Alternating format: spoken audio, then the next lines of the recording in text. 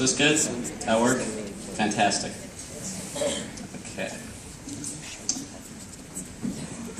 So, I think that this debate has ultimately boiled down to two essential questions. Can't believe this though. Last time I'm saying that in ZDA, I've said that like 100 times. So, the first question is, what is the resolution asking us? It's a very abstract sort of thing. Now, the resolution does say should. It says businesses should have the right to freely exercise their religious beliefs. And this leads to a very counterintuitive situation. Because for a debater, your natural reflex is to pull out the Supreme Court cases and to look at what the law is and to look at all these sort of practical, tangible things and apply them to the topic before you. But when you have a resolution that says should, that's not wholly appropriate.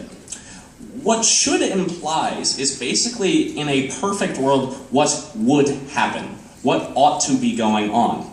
And so their whole case about, like, you know, the Supreme Court has said this can't happen, so it can't happen, doesn't matter.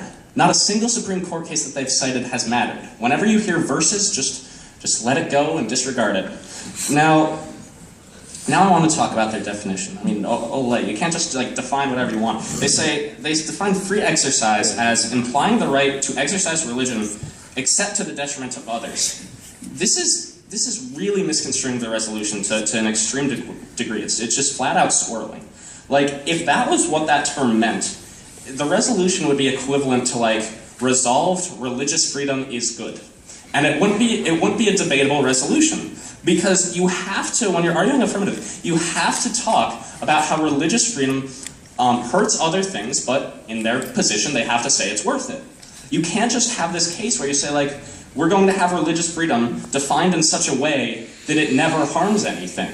Necessarily it will. This is a rights trade-off, not a situation where there's religious freedom and we're arguing against religious freedom for no reason except we don't like religious freedom or something.